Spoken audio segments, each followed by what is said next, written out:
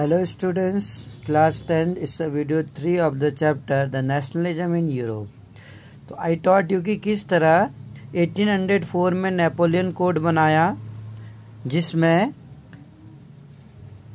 जन्म के आधार पर जो अधिकार दिए जाते थे, विशेष अधिकार दिए जाते थे, उनको समाप्त किया गया। कानून के समक्ष समानता मिली, संपत्ति का अधिकार मिला, राइट टू प्रॉपर्टी मिला, और इसके साथ साथ जो किसान थे उनको भूदास्ता और जागीरदारी शुल्क से मुक्ति दिलाई। जो जागीरदारी शुल्क देना पड़ता था, जिसके बाद ज़्यादा जागीर होती थी या ज़्यादा प्रॉपर्टी होती थी, उसमें टैक्स भरना पड़ता था, उससे मुक्ति दिलाई नेपोलियन ने। शहरों में भी कारीगरों की जो श्रेणी संघ थे उनके नियंत्रण को हटा दिया गया। जो कारीगर थे, आर्टिशियंस थे, कई सारे जो पीजियंस थे, और एडमिनिस्ट्रेटिव डिवीजन किया, प्रशासनिक विभाजन जो उसने किया। यातायात और संचार व्यवस्था को भी सुधार किया। किसानों को, कारीगरों को, मजदूरों को और नए उद्योगपतियों ने नई आज़ादी का लुत्फ उठाया। उद्योगपतियों और खासतौर पर सामान बनाने वाले लघु उत्पादक जो उद्योगपति थे और जो छोटा सामान उत्पादन करने वाले थे, उनके लिए एक समान कानून का मानक किया। बिजनेसमैन जो थे और स्मॉल स्केल प्रोड्यूसर जो थे, बड़े बड़े उद्योगपति थे और जो छोटे लघु उत्पादक थे, उनको क्या किया? यूनिफॉर्म लॉ, एक समान कानून लागू किया। और इस तरीके से स्टैंडर्ड वेट, एक स्टैंडर्ड वेट कहते हैं मानक भार और नाप की एक और कॉमन नेशनल करेंसी, और देश में एक इलाके के दूसरे इलाके में एक सी पूंजी का एक्सचेंज जो रेट था वो फिक्स किया। यानी कि पूरे देश में, फ्रांस में एक जो करेंसी थी उसको एक्सेप्ट किया, उसका वैल्यू एक सा रखा। हाउएवर इन द एरियाज, हालांकि जो एरियाज थे, कंकर the reaction of local population, जो जीते हुए इलाके थे, जो नेपोलियन ने जिन इलाकों को जीता था, वहां से जो रिएक्शन था स्थानीय लोगों की, जीते हुए इलाकों में जो रिएक्शन था, यानी कि जो प्रतिक्रियाएं थी स्थानीय लोगों की फ्रांसीसी शासन के प्रति, जो फ्रांसीसी अगर हम रूल की बात करें, वो मिलीजुली प्रतिक्रियाएं थी। Initially in many places such as Holland, और शुरुआत में जो इनिशियली डेज में, शुरुआत के दिनों में कई जगहों पर, जैसे कि हॉलैंड है, स्विट्जरलैंड है, as well as in certain cities में like Brussels, Mainz, Milan and Warsaw. जो ब्रुसेल्स थे, मेंज थे, मिलान और वर्सा थे, फ्रांसीसी सेना जो थी, फ्रांस आर्मी वेर वेलकम। इन जगहों पर फ्रांसीसी सेना का स्वागत किया गया एज हार्बिंगर्स ऑफ लिबर्टी, स्वतंत्रता का तोहफा दिया गया इन्हें। But the initial enthusiasm soon turn, लेकिन जो शुरुआती दिनों में जो जोश था, शुरुआती जो उत्साह था, शीघ्र ही दुश्मनी में बदल गया। टर्न इनटू हॉस्टिलिटी में बदल गया, हॉस्टिलिटी में दुश्मनी में बदल गया। एज इट बिकेम क्लियर, जब ये साफ होने लगा, द न्यू एडमिनिस्ट्रेटिव अरेंजमेंट, जो नया प्रशासनिक व्यवस्था थी जो नेपोलियन ने फ्रांस में लागू की थी, did not go hand in hand, यानी कि ये नई प्रशासनिक व्यवस्था राजनीतिक स्वतंत्रता के अनुकूल नहीं थी। जो नया प्रशासनिक व्यवस्था थी, एडमिनिस्ट्रेटिव अरेंजमेंट जो था, वो राजनीतिक स्वतंत्रता के अनुरूप नहीं थी। इंक्रीजिंग टैक्सेशन, जिसमें जो कर थे वो बढ़ा दिए थे, टैक्स, एंड सेंसरशिप लगाई थी। सेंसरशिप जो था अखबारों में, force conscription into the French, और बाकी जो यूरोप को जीतने का army required, conscription into French army required to conquer the rest of Europe. Europe के अन्य भागों को जीतने का जो सपना था, यूरोप को जीतने के लिए फ्रेंच सेना में जबरन भर्ती कराया जाता था लोगों को, क्योंकि जो नेपोलियन था वो काफ़ी एम्बिशियस था। उसका मेन एम था कि वो यूरोप के अन्य देशों को भी जीतना चाहता था, विश्व विजेता बनना चाहता था। तो बेसिकली फ्रांस में, जहां इसने एडमिनिस्ट्रेशन में, इधर लैंड रिफॉर्म्स में, इतने लोगों को इतनी इक्वलिटी दी, वहीं पर बहुत सारे लोग फ्रांस में जो नेपोलियन की पॉलिसी थी कि ज़बरदस्ती सेना में भर्ती कराया जाता था आर्मी में, क्योंकि उसे अपनी आर्मी को बुलाना था और यूरोप के और देशों पर विजय पानी थी।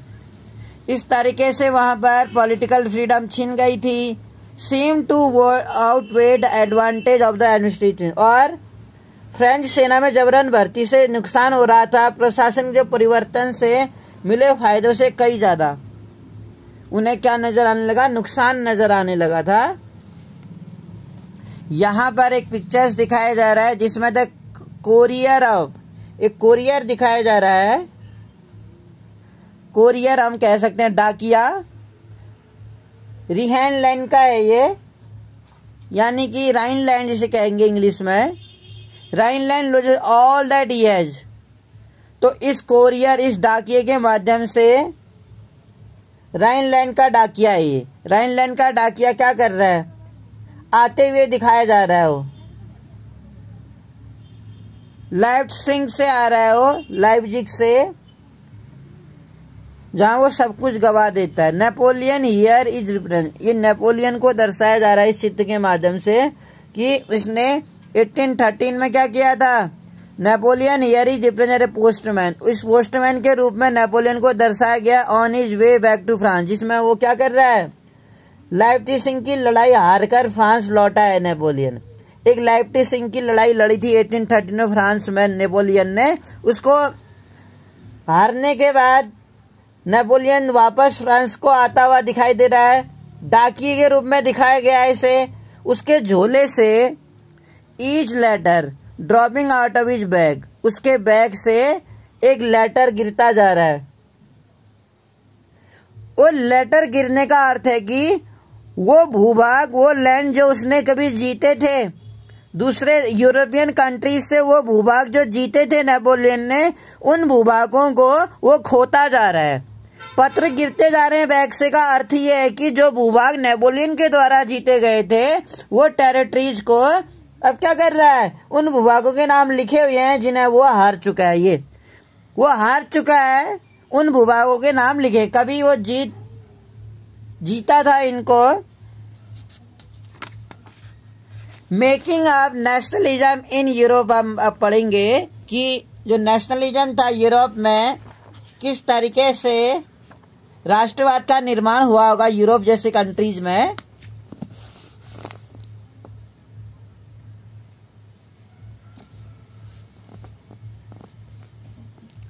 If you look at the map, यदि हम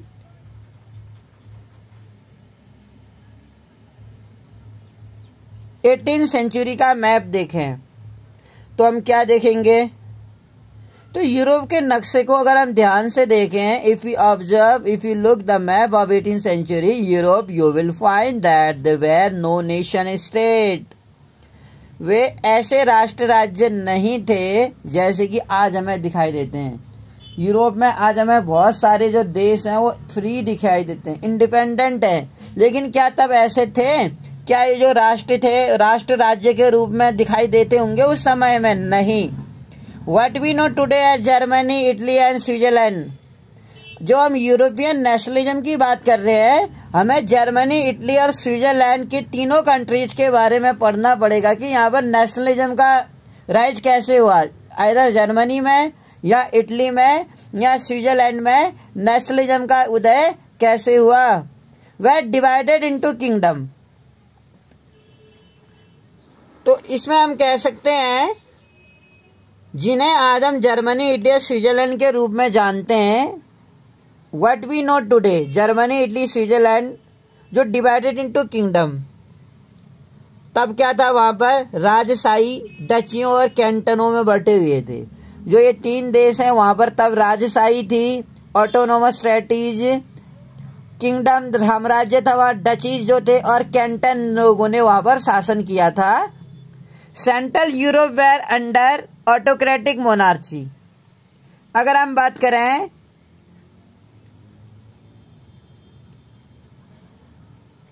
ईस्टर्न एंड सेंट्रल की, जिनके शासक के स्वायत्त क्षेत्र थे, जो शासक थे, हुज रूलर, जो यहाँ के रूलर थे यूरोपियन देशों के, जहाँ पर डची थे, कैंटन थे, और इनका जो शासन था ऑटोनोमस था। ये याद रखिएगा, स्वतंत्र क्षेत्र थे, शासक थे यहाँ पर।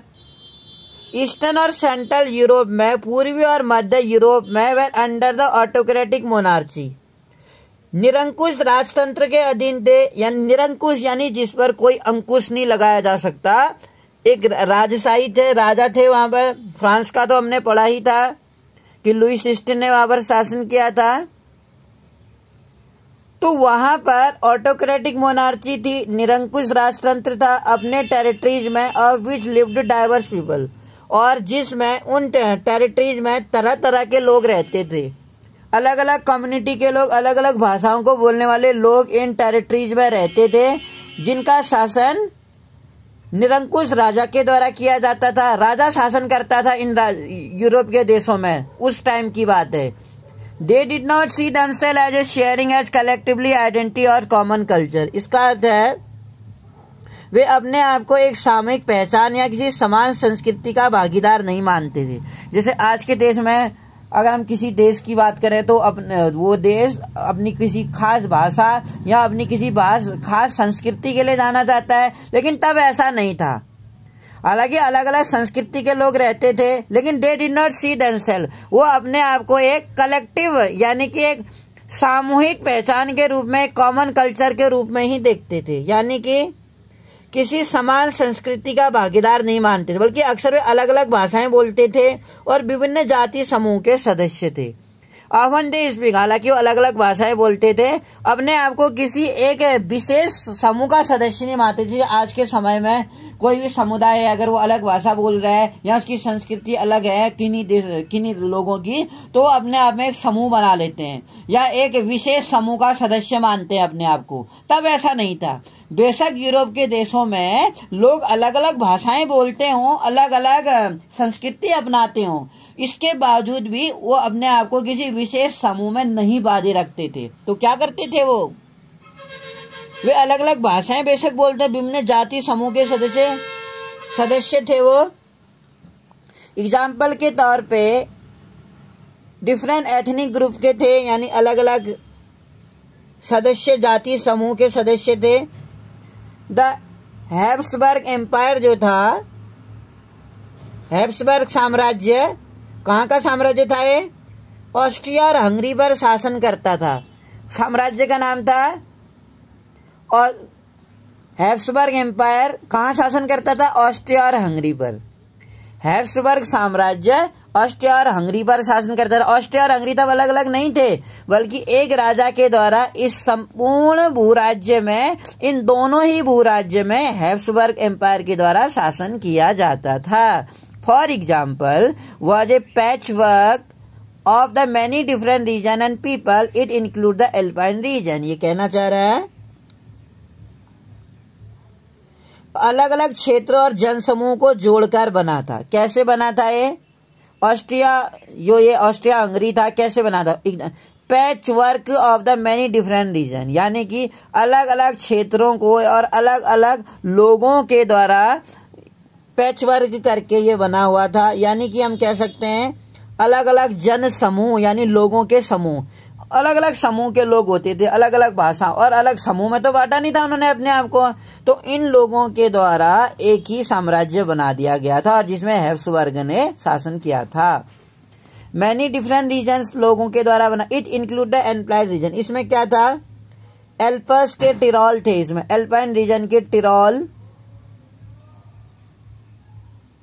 ऑस्ट्रिया के सुडेटेनलैंड, सुडेटेनलैंड बोलेंगे, सुडेटेनलैंड, और एज वेल एज बोहेमिया, और इसके अलावा बोहेमिया के सभी शामिल थे। यानी कि ये समूह थे जो आजकल कई सारे समूह हैं, अलग अलग भाषाओं को बोलने वाले लोगों ने समूह बनाए हैं, लेकिन वो अपने आप को अलग तरह से नहीं देखते थे। लेकिन ये बटे हुए थे, एक बटे होने के बावजूद भी एक से कुलीन वर्ग में थे ये, जहां वे कुलीन वर्ग में जर्मन भाषा बोलने वाले ज्यादा थे। It also include Italian speaking जो एरिस्टोक्रेसी था, अगर हम बात करें,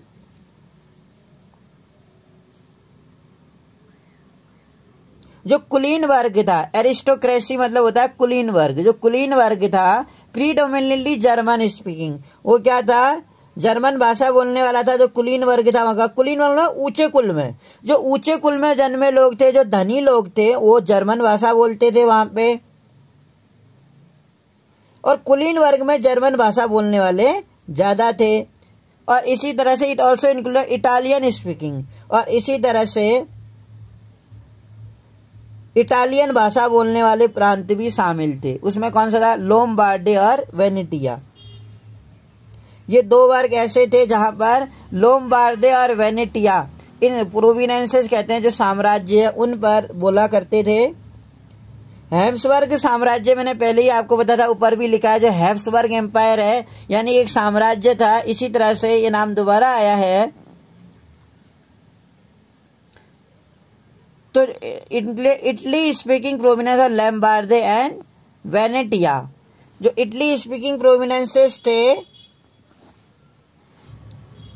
तो हमने ये देखा कि जो बोहेमिया था, बोहेमिया में अगर हम देखते हैं वेयर द ऑटोक्रेसी, बोहेमिया में जो उच्च कुलीन वर्ग था प्रीडोमिनेटली जर्मन स्पीकिंग। तो हमने ये देखा कि बोहेमिया में किस तरीके से जो लोग थे वो उच्च कुलीन वर्ग जर्मन भाषा बोलते थे। इट ऑल्सो इंक्लूडेड, जिसमें लोम्बार्डे और वेनेटिया जैसे वो प्रांत भी थे, इटालियन भाषी प्रांत भी थे, यानी कि जर्मन भाषा बोलने वाले जो वर्ग थे बोहेमिया साम्राज्य में, और लोम्बार्डी और वेनेटिया जैसे प्रांतों में इटालियन भाषी लोग भी थे वहां पर। तो हम समझ सकते हैं किस तरीके से अक्सर कुलीन वर्ग में जर्मन भाषा बोलने वाले लोग भी थे और इटालवी भाषी प्रांत भी शामिल थे इसी बोहेमिया में। जर्मन भाषा बोलने वाले हैं और इटालियन भाषा बोलने वाले लोग थे लोम्बार्दी और वेनेटिया में। इन हंगरी में अगर हंगरी की बात करें, half of the population spoke Magyar, तो अगर हम हंगरी की बात करें, आधे लोग मैग्यार भाषा बोलते थे। एक भाषा होती थी हंगरी में, आधे लोग वहां पर मैग्यार भाषा बोलते हैं, while the other half spoke variety of dialect, जबकि उसमें से आधे लोग विभिन्न बोलियों का इस्तेमाल करते हैं। डायलेक्ट कहते हैं बोलियों को। अलग भाषा बोलने वाले लोग हैं हंगरी में। इन गैलिसिया में जो ऑटोक्रेसी यानी एरिस्टोक्रेसी, ये जो उच्च कुलीन वर्ग थे, ये धनी लोग थे, उच्च कुल में पैदा हुए लोग, वो पोलिश भाषा बोलते हैं। बिसाइड्स दीज डोमिनेंट ग्रुप, इन तीनों के अलावा, इन प्रभावशाली समूह के अलावा, डोमिनेंट कहते हैं प्रभावशाली समूह के अलावा, there also live within the boundaries of empire. Habsburg साम्राज्य की सीमा रेखाओं के भीतर, जो हैब्सबर्ग साम्राज्य जो मैंने आपको बताया, जिसका ऑस्ट्रिया और हंगरी में क्या था, अपना वर्चस्व था। हैब्सबर्ग साम्राज्य ऑस्ट्रिया और हंगरी पर क्या करता था, शासन करता था। तो हमने ये देखा इन तीन प्रभावशाली समूहों के अलावा there also live in the boundary of empire, इस साम्राज्य के अंदर यानी इस साम्राज्य की सीमा रेखा के भीतर भारी संख्या में mass of subject peasants people, यानी कि किसानों का समूह भी रहता था, खेती करने वाले लोग रहते थे और अधीन अवस्था में रहते थे। कैसे रहते थे, अधीन होते थे। इन लोग उच्च कुलीन वर्गों के अधीन रहते थे। बोहेमियन एंड स्लोवाक्स, अगर हम बात करें, बोहेमियन और स्लोवाक थे वो साम्राज्य, और नॉर्थ में स्लोवेन्स इन कार्नियोला, यानी कि कार्नियोला की अगर हम बात करें, कार्नियोला भी एक प्रांत था वहां पर। और जो नॉर्थ में हमने जो बताया स्लोवेन्स इन कार्नेलिया, कॉर्नेलिया में स्लोवेन्स था, और Croats to the south and the Romans to the east in the, और ईस्ट में ट्रांसिल्वेनिया में रहने वाले रोमन लोग थे। राउमन्स लोग रहते थे ट्रांसिल्वेनिया में। एक जाति कह सकते हैं हम, राउमन्स जाति थी जो ट्रांसिल्वेनिया में रहती थी। Such different did not easily promote a sense of political utility, और हम कह सकते हैं ऐसा फर्क जो इतना अंतर था राजनीतिक एकता को आसानी से बढ़ावा देने वाला नहीं था। इतना ज़्यादा अंतर जहाँ था, कोई पोलिश बोल रहा है, कोई जर्मन बोल रहा है, कोई इटालवी बोल रहा है, अलग अलग प्रांत में रहते हैं, अलग अलग संस्कृति को अपना रहे हैं। ठीक है, हम मानते हैं कि हैब्सबर्ग जो साम्राज्य था, इस साम्राज्य में अलग अलग प्रांतों को शामिल करके एक प्रांत बना दिया गया था। ओनली टाई बाइंडिंग, हम कह सकते हैं कि जो इतने अंतर जो थे, इतने अंतर होने के बाद क्या ये इतना आसान था कि एक देश में इतना यूनिटी बना के रहते लोग। द ओनली टाई बाइंडिंग, केवल हम कह सकते हैं इन तरह तरह के समूह में जो डाइवर्स ग्रुप था, टाई उन्हें जो बांध रहा था एक में, together was a common allegiance to the empire. वो क्या था? सम्राट के प्रति इनकी क्या थी? एलिगेंस यानी निष्ठा थी। सम्राट, जो सम्राट था, हम कह सकते हैं जो सम्राट यहाँ शासन करता था उसके प्रति निष्ठा थी लोगों में।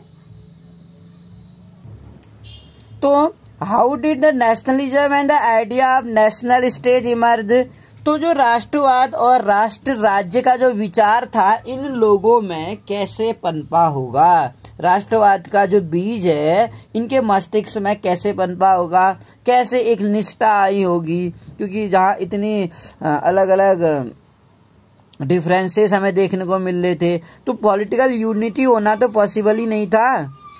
तो कौन सी चीज थी भी जो उनको बांध रही थी, टाई कर रही थी? वो था एलिगेंस टू एम्परर। जो शासक था, हम कह सकते हैं जो शासन कर रहा था अलग अलग, जैसे मैंने कई सारे इसमें प्रांत बताए थे, जैसे एलेफ्स के टिराल थे और ऑस्ट्रिया और सुदरलैंड जैसे इलाके थे, और बोहिमिया भी शामिल थे इसमें। और इन सब में जो मैंने आपको बताया बोहिमिया जैसे हमने इसमें पढ़ा, तो हैब्सबर्ग साम्राज्य जो था, ऑस्ट्रिया, हंगरिया, अन्य प्रांत भी शामिल थे।